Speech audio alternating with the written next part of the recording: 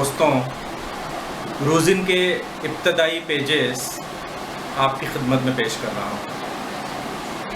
असरार और हिना की ज़िंदगी का वो आखिरी दिन था। मुंबई के एतराफ़ फैला हुआ समंदर बहुत तैश में था। वो सदियों से जारी जंग जीत कर जजीरे पर कब्ज़ा कर लेना चाहता था। ऊंची ऊंची लहरें उठ रही थीं और साहिलों पर गुस्से में अपना सर पटक रही थी। लहरें इस तरह उठ रही थीं जैसे उठकर आसमान को छूना चाहती हैं। इन सरकश लहरों को देखकर हैबत तारी हो रही थी। 3 दिनों से शहर में बारिश जारी थी और अब तो शहर की शाहराहों, कुशादा सड़कों और तंगो तारीक गलियों में भी घुटनों घुटनों पानी जमा हो गया था। आसमान में सिवाय काले बादलों के कोई शय दिखाई नहीं दे रही थी। शहर भूल गया था। शहर भूल गया था सूरज की किरणें कैसी होती हैं। आसमान में छेद थे। आसमान में छेद थे जहां से ढार ढार पानी गिर रहा था। गोया आसमान में बादल नहीं, आबशार था। समंदर का पानी ज़ेरे ज़मीन नालियों में बहुत बहुत अंदर तक सरायत कर चुका था। बारिश के पानी की निकासी रुक गई थी। बड़ी बड़ी नालियों में समंदर और बारिश के पानी में कशाकश जारी थी, जिसके सबब नालियों की कंक्रीट की दीवारें टूट फूट रही थीं और मखलूत पानी ज़मीन की अंदरूनी परतों में फैलता जा रहा था। बरसाती नालों से मुल्हक़ा आबादियों के मकीन गरकाब हुए जा रहे थे। मीठी नदी में तुग़यानी के सबब एक बड़ा इलाका ज़ेरे आब आ चुका था। बेशतर इलाकों में बिजली गुल थी। नशेबी इलाकों में तबाही व बर्बादी का एक हौलनाक मंजर था। शहरी इंतज़ामिया, हुकूमत और रियाया के दरमियान राब्ता मुनक़ता था। जजीरे पर आबाद लोगों की याददाश्त के मुताबिक इतनी शदीद और मूसलाधार बारिश पहले कभी नहीं हुई थी। कल्बे शहर में वाक़े मुंबा देवी के मंदिर में क़यामत ख़ैज़ सन्नाटा छाया हुआ था। मुंबा देवी का चेहरा बेहद उदास लग रहा था।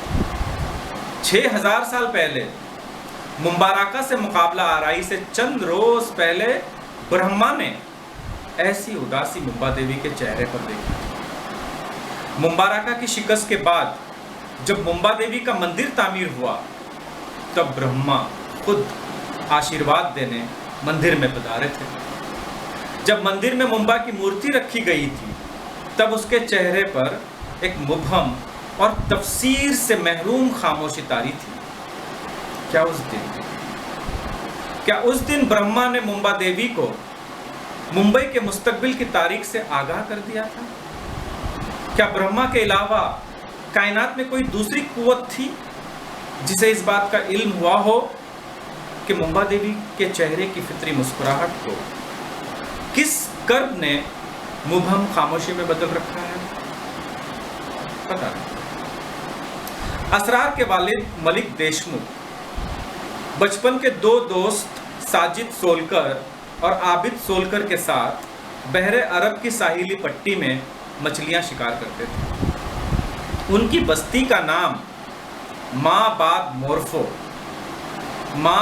मोरफो था और कश्ती का समंदर की रानी। माबाद मोरफो में मलिक देशमुख की कश्ती का नाम सबकी ज़बान पर था। जब समंदर की रानी बहरे अरब की तुंदो तेज मौजों पर शिकार करके लौटती तो तीनों दोस्त मछलियां तकसीम करते और उनकी बीवियां इन मछलियों को मकामी मंडियों में फरोख्त करती। समंदर, कश्ती और मछलियां उनकी ज़िंदगी थी। मछलियों के कारोबार से होने वाली आमदनी पर उनका गुजर बसर होता था। अभी माशी खुशहाली की मंजिल बहुत दूर थी। तीनों दोस्त सारी दुनिया को भूलकर मछलियों के शिकार में जुट गए थे।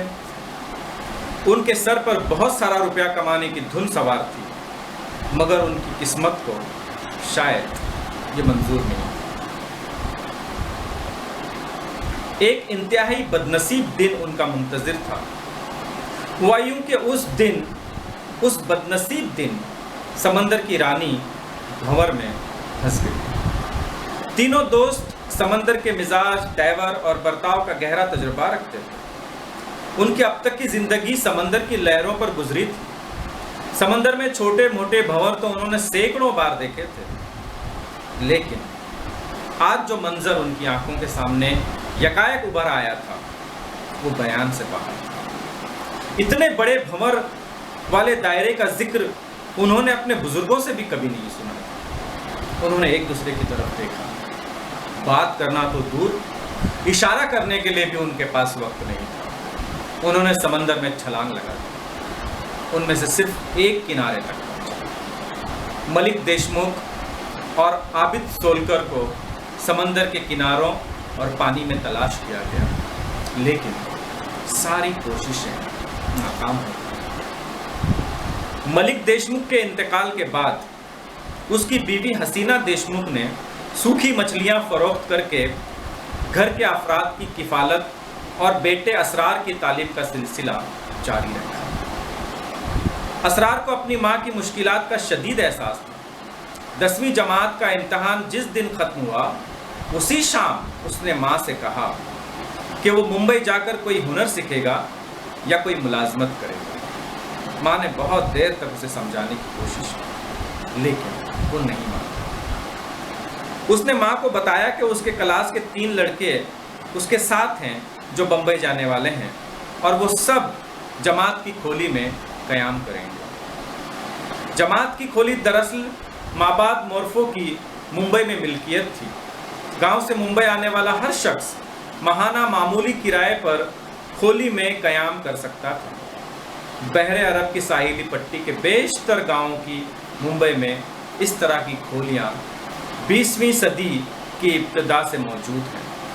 पूरी तफसील सुनने के बाद माँ के दिल का बार कुछ कम हुआ और वो राज़ी हो गई। गांव से रुखसत होने से पहले, एक दिन पहले, असरार समंदर के साहिल पर देर तक बैठा रहा।